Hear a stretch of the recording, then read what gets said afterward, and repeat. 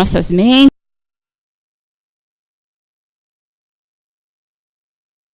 fechando os nossos olhos, elevando o nosso pensamento ao mais alto e rogando ao Pai, ao Mestre Jesus, aos espíritos amigos, nossos anjos guardiões, espíritos protetores, espíritos que coordenam os trabalhos desta casa, aqueles que nos acompanham no dia a dia, nos auxiliando, nos intuindo, guiando, ajudando a guiar nossos passos. Agradecemos a eles por todo esse carinho, por toda essa ajuda, que acabam tornando nossa caminhada mais fácil.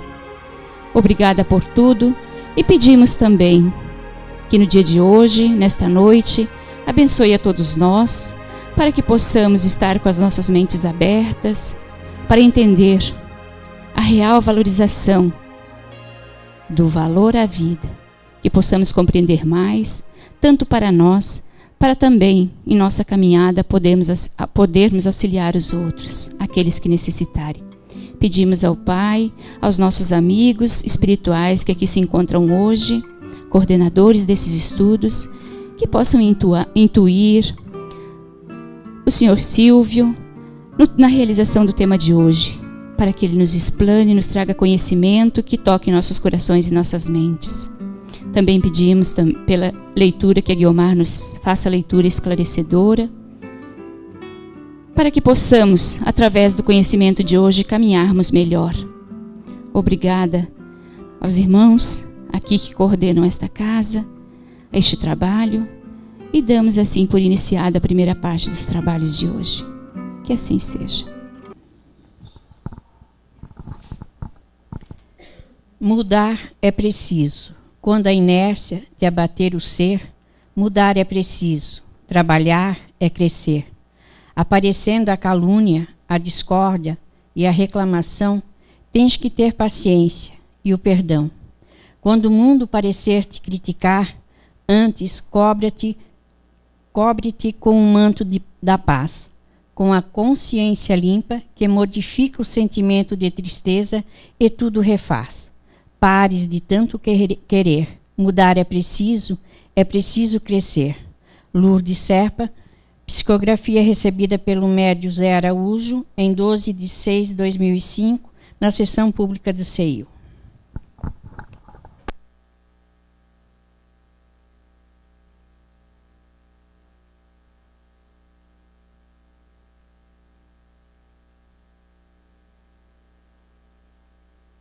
Se não ligar, vocês não ouvem. Muito boa noite a todos. Eu me sinto honrado e agradecido pelo convite de fazer parte dessa programação do aniversário da CEIU. Fico muito contente de estar. O tema, como a Beatriz adiantou, a razão de viver, faz parte de uma programação grande que a 4ª União Regional Espírita anualmente faz, em respeito a um decreto, uma lei estadual, que instituiu a 2ª semana de maio como sendo a semana estadual de valorização da vida. Muitas pessoas nem sabem dessa lei, mas cada vez mais está sendo difundido. Então, o tema Razão de Viver,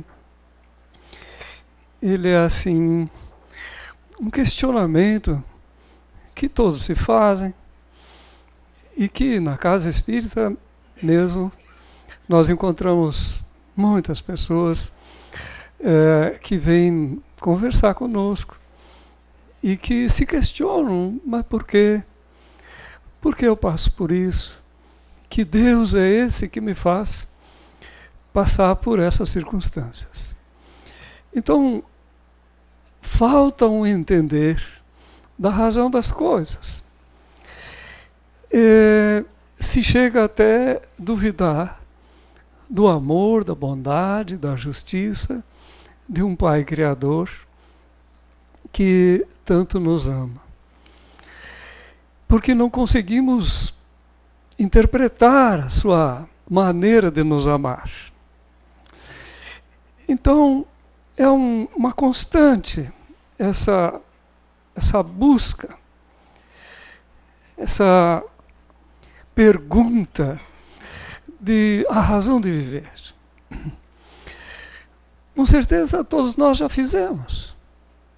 E é, quem sabe, oportuno para todos nós refletirmos a visão da doutrina espírita a esse respeito. Então, a ciência, ela não alcançou uma resposta lógica que nos traga realmente assim uma compreensão. As religiões em geral também não. A sua maneira simplista não nos convenceram. Agora, a doutrina espírita, ela nos oferece uma visão mais larga no tempo, pois nos apresenta como sendo espíritos que somos. Espírito não morre. E está assim num longo processo evolutivo. E aí começa a fazer diferença a nossa vida. De que nós somos imortais. E nessa imortalidade estamos como trilhando um longo caminho, buscando alguma coisa. Mas que coisa? Allan Kardec, quando estava elaborando a doutrina espírita, perguntou para os espíritos essa questão. Está no Livro dos Espíritos, a primeira obra básica elaborada por Allan Kardec. Nessa primeira pergunta, a questão 132, ele formulou essa pergunta: qual o objetivo da encarnação dos espíritos? Veja que é a pergunta de todos nós. E a resposta que Deus lhes impôs a encarnação com o fim de fazê-los chegar à perfeição. Vamos traduzir isso melhor. Que Deus te fez, que me fez, que me impôs a mim a encarnação com o fim de nos fazermos chegar à perfeição. Mas olha, mas como se não somos santos, realmente? Essa divindade que Jesus se referiu, vós sois deuses. Ele já se referia a essa potencialidade divina que está em nós, latente, adormecida, passível de ser desperta e desenvolvida. Então essa é o nosso caminho, a razão de estarmos num longo processo de despertar da consciência evolutiva do ser na busca da perfeição. Mas Allan Kardec, ele não se contentou e formulou mais uma pergunta, que está no mesmo Livro dos Espíritos, na questão 167. E então ele perguntou: qual o fim objetivado com a reencarnação? E a resposta então veio um pouco mais completa: expiação, melhoramento progressivo da humanidade, de mim, de você. Sem isso, onde haveria a justiça de compreender essas diferenças tão gritantes de alguém que nasce doente, outro com saúde, um que desencarna cedo, outro não, um que passa a miséria a vida inteira mesmo trabalhando, outro que já nasce na fortuna, e tantas coisas que não entendemos. Mas ele fala de expiação. Expiar é reparar, é nos reharmonizar com a lei de Deus, e que em algum momento foi contrariada por nós. Ora, se não foi nessa existência, então já se deduz que nós tivemos outras existências anteriores e que hoje estamos passando consequências do que escolhemos no passado. E o melhoramento progressivo é essa busca da perfeição, que eles já tinham se referido antes, mas que é progressivo, inevitável, e não regredimos, só avançamos, mas que é lento, gradual, conforme a nossa disposição, o nosso esforço de acelerar ou não o nosso andar nesse longo processo, num longo caminho. Bom, se estamos assim, então, caminhando para evoluir, para angariar experiências, podemos dizer que, então, nós somos um aluno e que a existência terrena é uma grande escola em que nós buscamos um aprendizado. É essa a dedução que chegamos.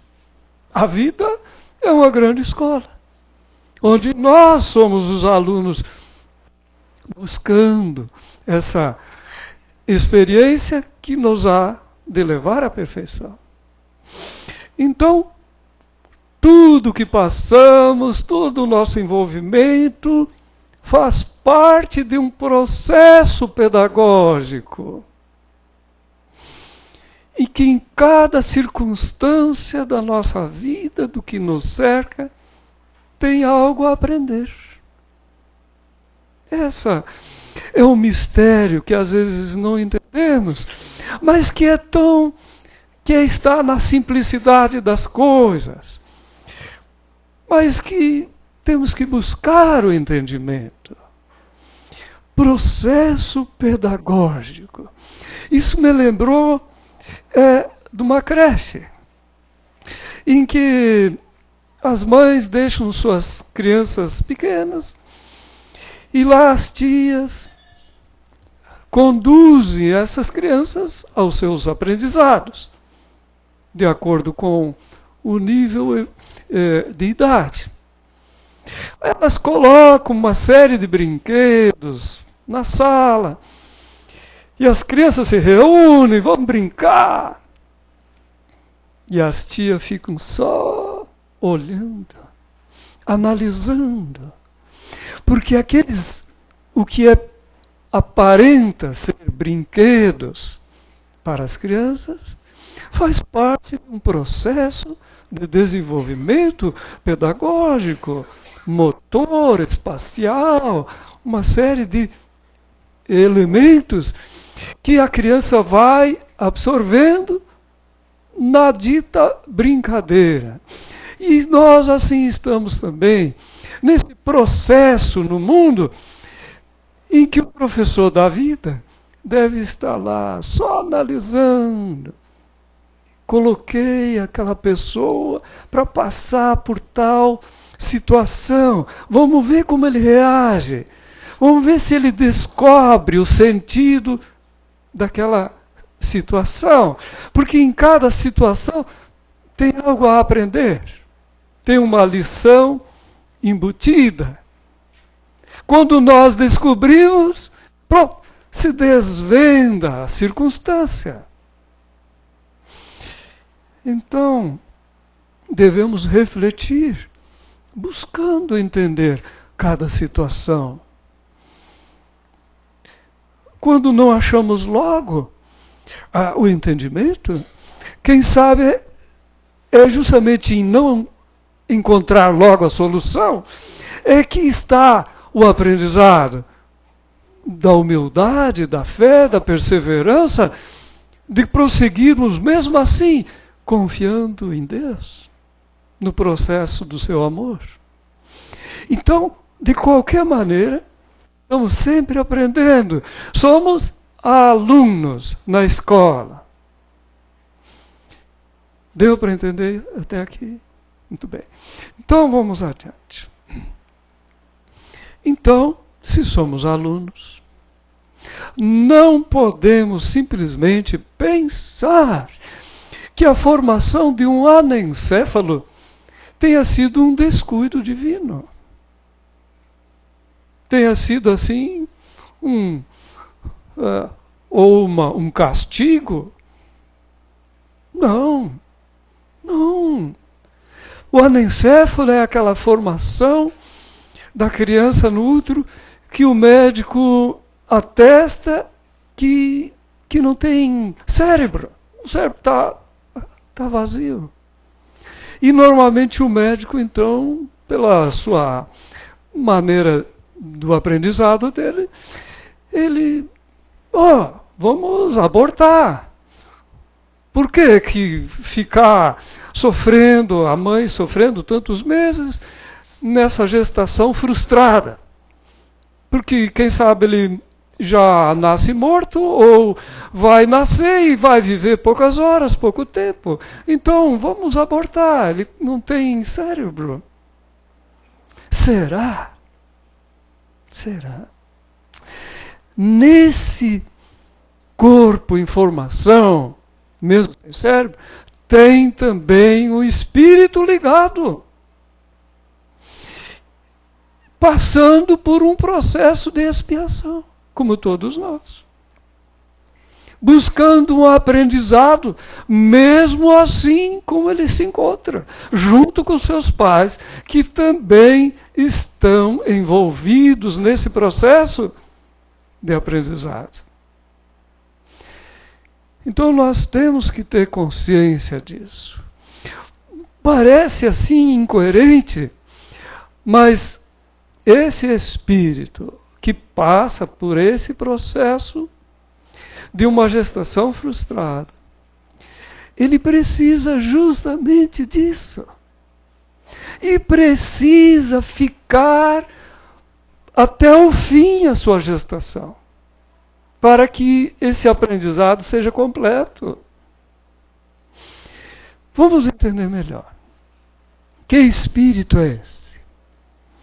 Todos nós, quando enveredamos para excessos, vícios, fraquezas, acabamos armazenando em nós mesmos focos de energias negativas, doentias, e que precisam ser expurgadas.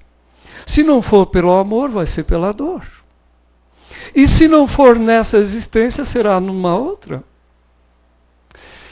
Ora, alguns, pelos seus vícios que alimentam, acabam armazenando uma carga tão grande dessa energia doentia, que se ele fosse ter um nascimento normal, como se diz, a sua vida seria tão infeliz, tão doentia, que ele não iria aguentar. Então, por uma misericórdia de Deus, ele passa por uma gestação frustrada, rápida. E ali, o que acontece? Ele não tem consciência. Porque naquela carga energética que ele está, ele nem tem consciência disso.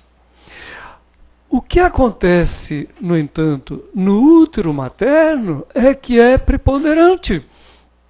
Porque o útero da mãe é como uma esponja que absorve aquelas energias doentias. Mas não faz mal nenhum para ela. Mas principalmente no início da gestação, ela vai ter enjoos, vai ter muito suor, muita urina, que são os processos do organismo para expulsar aquelas energias que foram absorvidas desse perispírito que está por nascer. E alivia a sua carga desse espírito. Então é um processo caridoso de amor por essa criatura. Agora, por que esses pais estão envolvidos de alguma forma com o passado desse irmão? e precisam aprender a amá-lo desde já. Então, se espera que esses pais sejam os instrumentos divinos que vão proporcionar a esse espírito a oportunidade de aprendizado, acolhendo-o com amor. Amor que há muito tempo ele não sentia que alguém tinha por ele. E ali vai prepará-lo, então, para uma reencarnação plena futuramente. Que grande gesto! Esses pais, com o seu amor de acreditar até o fim, permitir que se completasse essa gestação. Eles foram instrumento divino. E aí que está a terceira finalidade da razão de viver. Lembrem de antes, daquela questão 167, que os Espíritos disseram a Allan Kardec. A razão da reencarnação: expiar e evoluir. E agora, a terceira razão: sermos instrumentos divinos.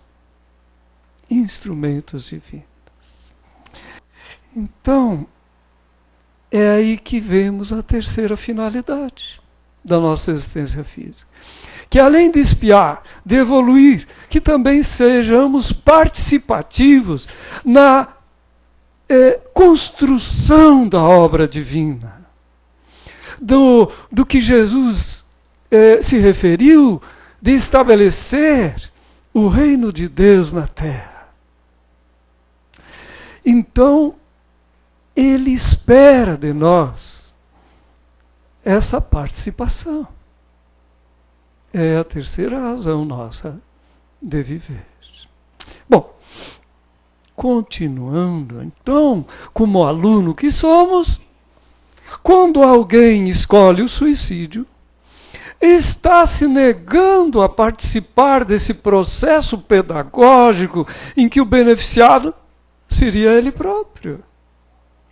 Mas ele, como um aluno rebelde, preferiu fugir da escola da vida. Abreviou a sua estada na escola. Quem foi prejudicado vai ser ele próprio. Porque o professor continua esperando o aluno que outra oportunidade vai vir à mesma escola e terá que prosseguir no seu aprendizado. Mas, quando escolhemos o aborto, além de impedir que um espírito tenha a oportunidade de evoluir, estamos nos negando também a possível expiação e reparação com o nosso passado, com esse espírito que está por chegar. Então, é uma visão muito simplista o aborto. Não há um acaso. Tudo é elaborado no mundo espiritual de forma construtiva para o nosso bem. E quando nós impedimos esse espírito a chegar na escola da vida, nós causamos um prejuízo a ele. E é natural que ele não goste. Então, nós acabamos agindo de uma forma errada, fugindo da oportunidade que nos é dada para evoluir junto com esse espírito que está reencarnando. E que podia ser o momento nosso de exercitar o desapego, a paciência, a perseverança, a fé, a humildade, a caridade por esse ser que estava por chegar. Então, de uma forma levado pelo egoísmo, pelo materialismo, pelo desculpismo, as pessoas preferem evitar que esse espírito venha à escola. Lamentável esse ato. Quando escolhemos a ilusão das drogas, na realidade estamos fugindo ao nosso dever reencarnatório. Por quê? Porque ninguém reencarnou para ficar alheio. Porque nós reencarnamos para evoluir. E ninguém evolui se não for consciente, acordado, desperto. Se ficar dopado, como que vai evoluir? Não é mesmo? Então, na realidade, estamos fugindo ao nosso dever reencarnatório, que é de ficar lúcido, consciente, buscando o aprendizado. E, ao mesmo tempo, o nosso compromisso que assumimos para empreender esforços para nos tornarmos pessoas melhores, evoluindo moralmente, espiritualmente, nos tornando instrumento divino na obra do Senhor. Então, é uma atitude impensada, lamentável. Não é certa.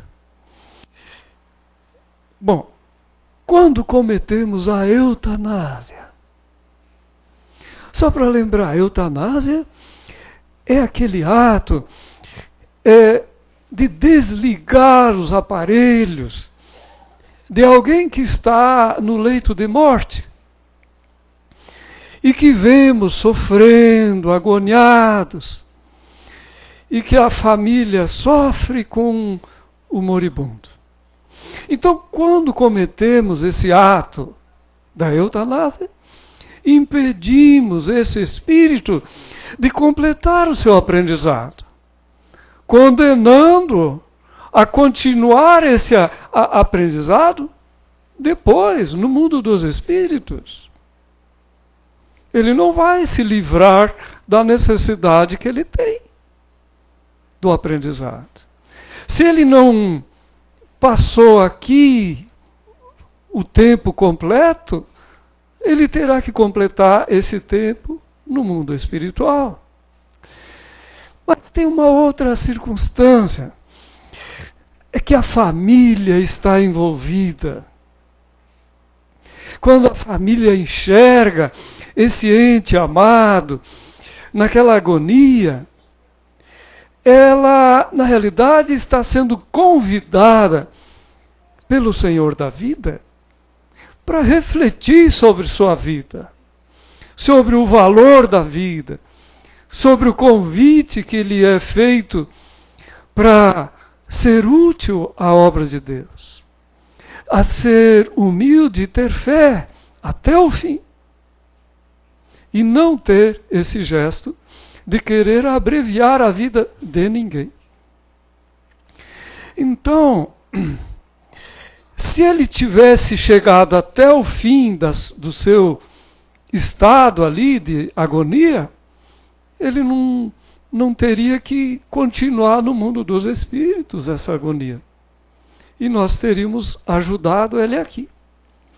Mas dizem também os espíritos que grande parte das vezes, quando alguém está assim num leito de morte, na agonia, aquele processo, o espírito que está naquele processo, a maioria das vezes nem está mais sentindo muita coisa, porque ele já está desdobrado do seu corpo e já está assim quase que indo. Quem, na realidade, está envolvido nesse processo são os familiares. Aquela agonia maior é para unir a família, que muitas vezes está muito desunida.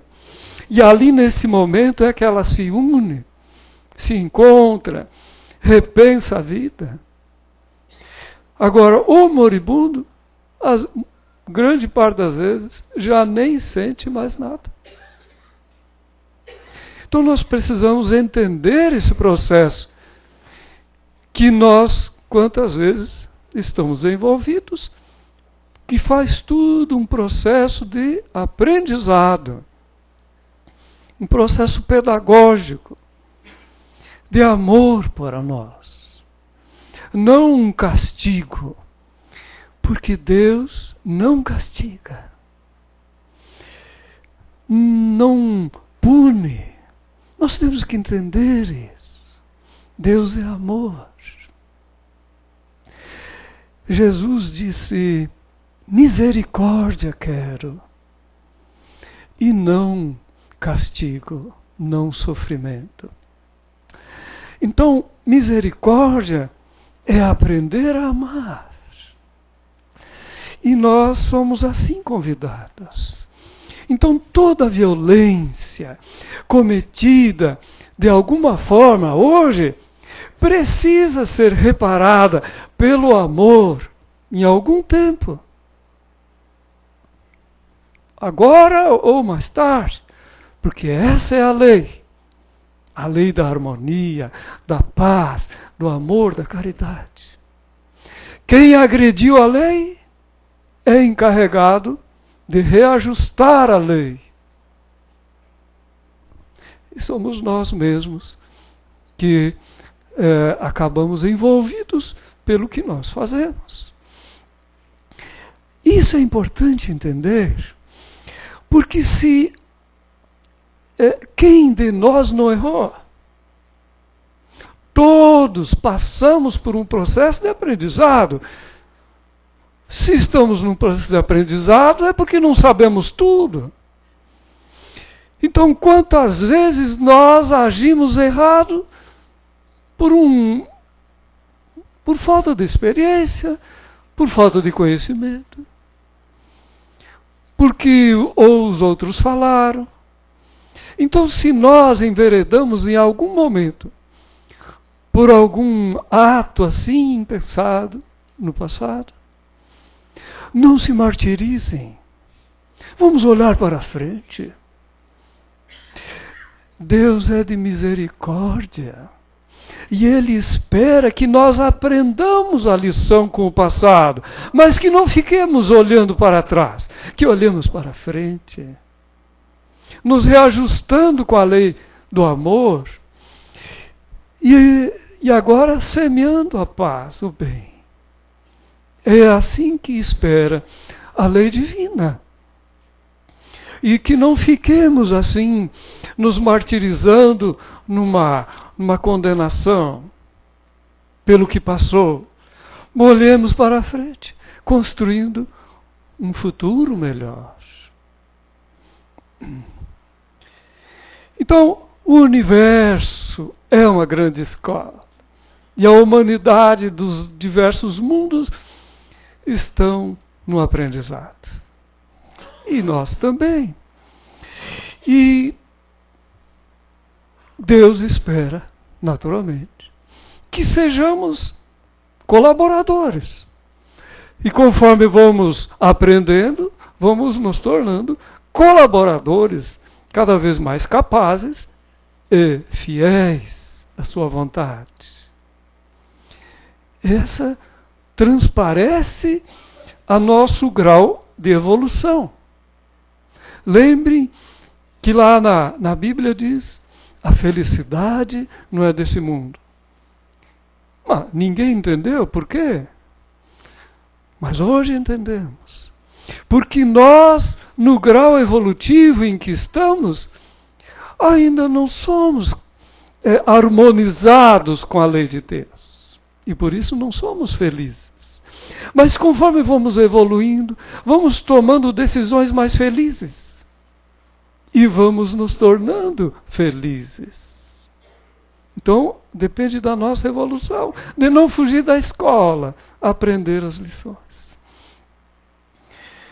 Então, já ouvimos falar que o nosso planeta está assim para ser promovido para um mundo melhor, um mundo de regeneração. Está numa transição. Muito bem.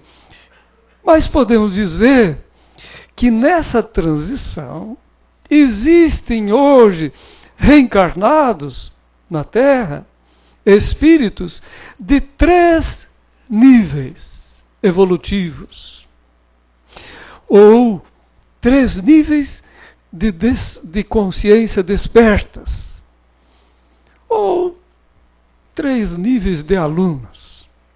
Bom, o primeiro nível é o grupo dos que não conhecem e que se permanecem no materialismo, nas vaidades, na ganância, no egoísmo, no orgulho. Essa é a maioria dos reencarnados. Mas o segundo grupo é dos que têm conhecimento, que sabem o certo do errado, do bem e do mal, mas que ainda permanecem no comodismo e na omissão, infelizmente. Nós sabemos, conhecemos o exemplo. Jesus, o guia e modelo, veio à Terra, trouxe o Evangelho, seu exemplo de vida, e continuamos omissos ou acomodados. Mas o terceiro grupo é dos que têm consciência desperta, e empreendem esforços para vencer as suas más inclinações, se tornarem verdadeiros homens de bem. Vencer as suas inclinações. E ali, aprendendo a serem úteis, a exemplificar para a obra do Senhor, a contagiar os outros, a também seguir o caminho do bem. São os 3 níveis de consciência, são os 3 níveis de aluno. Que aluno nós somos? Em que estado nós estamos? Nós temos que ter consciência disso e escolher melhor. Então, a transição do planeta, na realidade, é a transição nossa. É nós que estamos transitando da omissão para a ação. De sairmos do comodismo e ouvir o convite de Jesus, que ressoa até hoje no fundo da nossa alma, para aceitar seu convite, de trilhar o seu caminho, de nos tornarmos pessoas melhores. Então somos nós, alunos, que estamos transitando. Então a Terra não se tornará um mundo melhor, regenerado, enquanto houverem pessoas, seres aprisionados na ignorância de todos os tipos de atentados contra a vida. Isso é muito grave. Atentados contra a vida, violências aos outros ou a nós mesmos. Então o mundo está querendo melhorar, mas somos nós que estamos atrapalhando, estamos atrasando. Quando Jesus enunciou a parábola do Senhor da vinha, somos nós os que fomos alistados na última hora. Assim dizem os Espíritos. A parábola da vinha diz que o Senhor saiu à praça desde a primeira hora do dia, buscando recrutar pessoas para trabalhar na sua vinha. E assim ele fez várias vezes durante o dia, até a última hora, quando ainda tinha pessoas que então finalmente aceitaram, porque nas horas anteriores foram omissos, acomodados. E dizem os Espíritos que nós, reencarnados hoje, somos esses que ficaram para a última hora. Então veja quem nós somos: alunos que em outros momentos fomos rebeldes. Precisamos hoje sermos bons alunos, buscando esse aprendizado. Então, para finalizarmos, vamos lembrar que cabe a nós esclarecermos as mães sobre a importância de deixar virem os seus filhos, nem que sejam anencéfalos. Todos são alunos, querendo a oportunidade de evoluir. E nós somos convidados a sermos instrumentos divinos de amor a essas criaturas. Cabe a nós estarmos ao lado dos que não compreendem a vida, para que vejam o nosso exemplo de humildade, de fé, e não busquem a fuga do suicídio, nem das drogas, das ilusões. Que o nosso exemplo os contagie. Que não precisemos dizer, mas que a nossa alegria de viver lhes contagie e os leve a também ter fé em Deus. Cabe a nós darmos exemplos de paz, respeito, solidariedade, caridade, para que a violência e a injustiça sintam-se envergonhados, mas contagiados com a nossa confiança no amor, na bondade. Então, todos um dia erramos. Faz parte do processo pedagógico do aluno errar, porque no erro também tem aprendizados. Quantos aprendem mais errando do que acertando? Então, todos nós erramos um dia, mas foi por ignorância. Mas mesmo o erro mais grave, hoje, pode ser remediado, refeito, reharmonizado pelo exercício do amor. Não vamos esperar que a dor nos leve a nos refazer, mas pelo amor, não mais por aquele, quem sabe, a quem perseguimos ou prejudicamos, mas amemos a todos, a quem nos cerca, pois foi a Deus que nos conduziu a encontrar essas pessoas. Amemos a todos, servindo com alegria. Então, é um longo processo.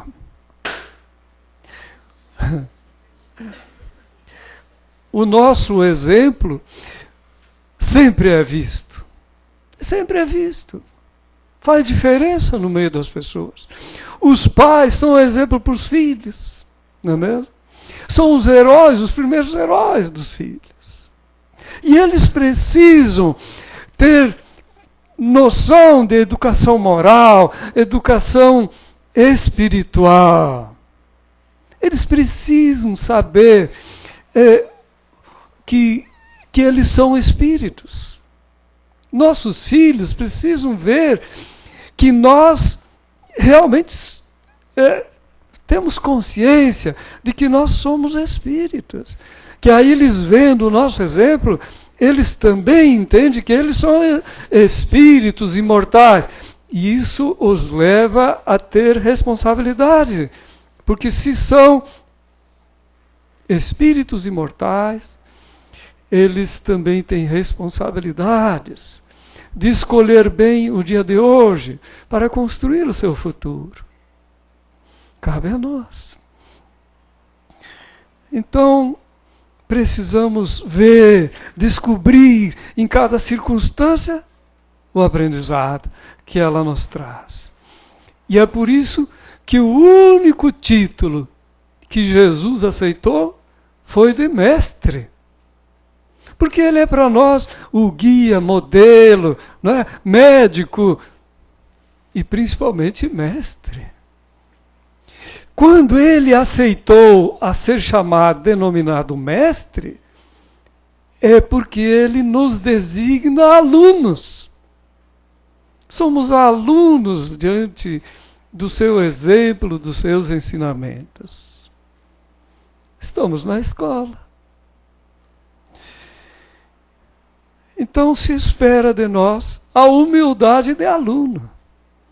A humildade de aluno é aquele que procura ouvir, analisar, meditar, aprender e vivenciar os seus aprendizados. Então, reconhecer que somos amados. Esse é um processo de amor por nós. Somos muito amados e somos capazes de amar. Então, quando as pessoas perguntam, mas qual a razão de viver?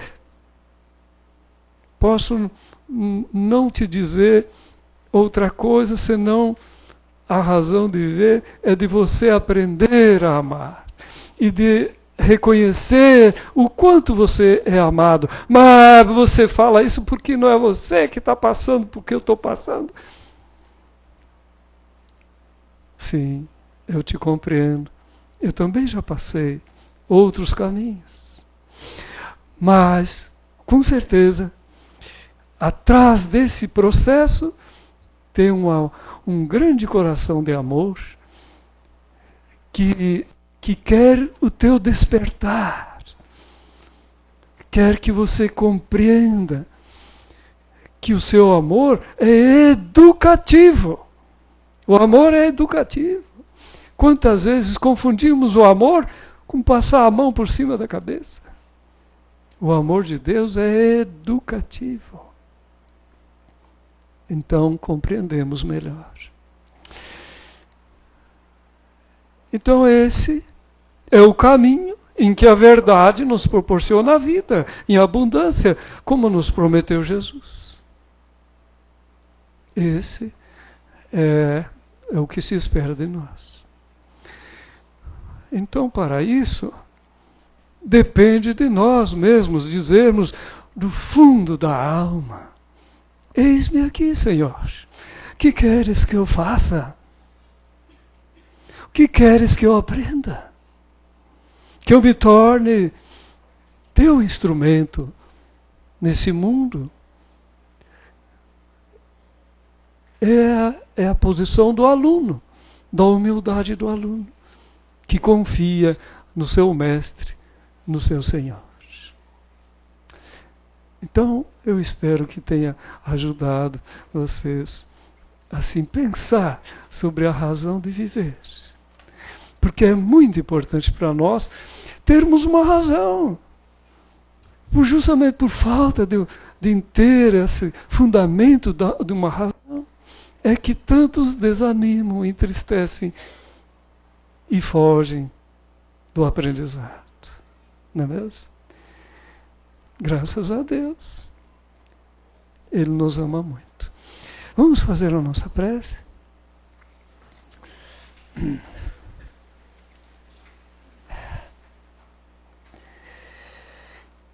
Senhor Jesus, teu grande coração de amor nos trouxe a luz de ver o caminho para a vida. Somos cada vez mais gratos,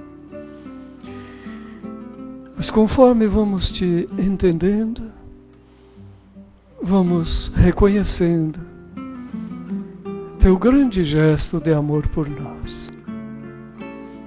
Obrigado, Senhor. Fortaleça nosso caminhar, para que tenhamos passos firmes, resolvidos, seguros, na direção da luz que nos demonstra, que nos mostras.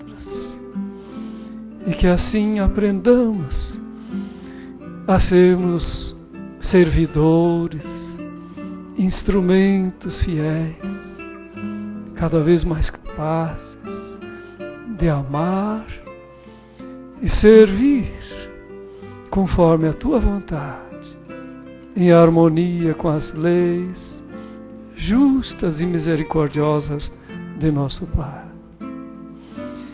Assim queremos também estender nosso agradecimento carinhoso a esses bons espíritos, nossos irmãos, que com tanta paciência têm nos conduzido a refletir sobre a vida, que nos trouxeram até aqui. Agradecer por essa casa, que acolhe tantos corações, que seja abençoada pela tua luz, de tua paz. Permita-nos também, Senhor, retornar aos nossos lares, levando esse ânimo, essa confiança, esse estímulo para bem viver. Que assim seja. Boa noite.